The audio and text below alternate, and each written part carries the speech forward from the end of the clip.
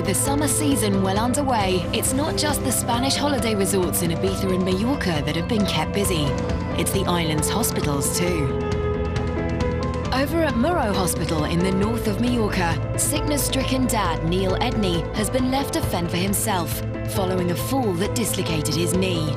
His wife and 4 children have been forced to leave him behind and fly back to the UK. They're just getting on the plane now. That's good. I'm happy now.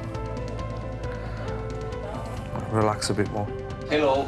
Dr. Irena arrives on his morning rounds with Helen and finds out how Neil is coping. How did you... Oh, getting all the languages mixed up now. How did the night go? Did you be able to sleep? On and off, yeah. On and off. Painful? It was, yeah. Throbbing. But whilst his knee may be stable, he's still not out of the woods yet, as Helen explains. The kneecap is back in its place where it should be, but your knee is full of liquid, so they have to take that out. Neil's been no stranger to pain over the past 48 hours. No. And it's not over yet. They're going to give you an injection for the anesthesia.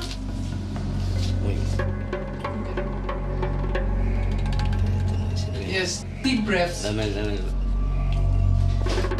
they put in the needle to take the liquid out. It's full of blood, that's why it's hurting so much. Tiene sangre y todavía, pero... Between 30 and 40 cc they took out. So that's quite a lot if you think about it. Helen explains the pain will lead to pleasure. I know now it's painful, but after a while you find it the relief when that pressure is gone. Thank you. And she's got more good news for Neil. The doctor says, as far as he's concerned, we're going to inform the insurance that they can start finding a flight for you. Oh, brilliant. Thank you. Yes? Thank you very much. But I will let you know what I hear. Right. All right? Thank you. You're welcome. All the best. Thank you. Could be going home soon. Time for a beer. Across the water in Ibiza, Richard has also spent the night in hospital with a neck injury. The swelling around the injured area has reduced, meaning a second scan can now take place to assess the full extent of the damage to the upper vertebrae. If the scan reveals a fracture, he's going to have to be handled with care and face up to a major operation to rewire his spine. The scan makes Richard feel nauseous.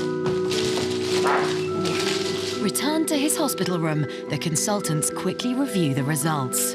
And it's bad news. I've had the specialist come round today and basically said I've got a cracked vertebrae and 2 herniated discs next to the vertebrae. He said they need to be operated on, but not here. I need to do that back at the UK. Basically, the hospital here have done everything that they can. Richard has been given his discharge papers in order that he can return home for his operations. But don't be fooled by the fact he can move about. He's under strict orders not to carry out any physical activity for fear of aggravating the fracture.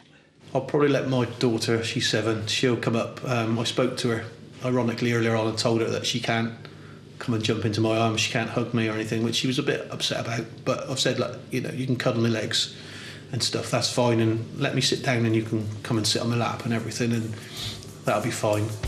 Nurse Joanna Mayhew is provided by the insurance company to fly home with Richard. Sure you don't want to carry my bag? No. It's her duty to ensure he travels safely and comfortably on the flight back to the UK. Just really happy, you know, dying to get home, meet the family, meet friends.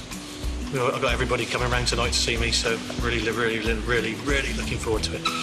Escorted from the hospital, Richard can finally go back home to Somerset, down but not out. As a new day dawns over the Balearics, back at the Juaneda Clinic in Mallorca, there's more good news for another patient who had a brush with death. Paul Proudfoot's speedy recovery is all the more remarkable given that his trio of heart attacks left him with just a 20% chance of survival. He proudly shows off his keyhole surgery scars. The only thing you can see from the major heart surgery is that where the wire goes through up to your vein, all around through here. That's the only thing you'll see. Paul's operation has been considered a 100% success, And after reviewing his case notes, the consultant has some good news for the Irishman. Friday afternoon, I seen the heart specialist. And he says, you're going home Sunday. So I thought, that's it.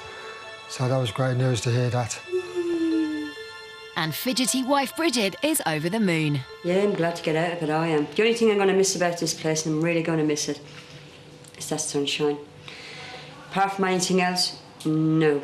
The only change, I think, is to try and give up the cigarettes, I think, and live a more healthier life, like, you know. Because when you're smoking 20 to 30 fags a day, phew, it's going to be hard, like, you know what I mean? If I see him smoking, I get my boot off his backside. That's telling you now, isn't it, eh? Look at the money you're going to save, and then I can have it. Paul's holiday so nearly ended in tragedy, but his high-tech heart surgery has given him a new lease of life, and he's sure to make the most of every day to come. So what happened to the holidaymakers when they returned home? Richard has undergone 2 operations on his fractured spine. After dramatically dislocating his knee, Neil was on crutches for 2 weeks. Paul has adopted a healthier lifestyle and he has managed to quit smoking. And little Laura spent a few weeks with her broken toes in plaster before getting back on her feet. The end.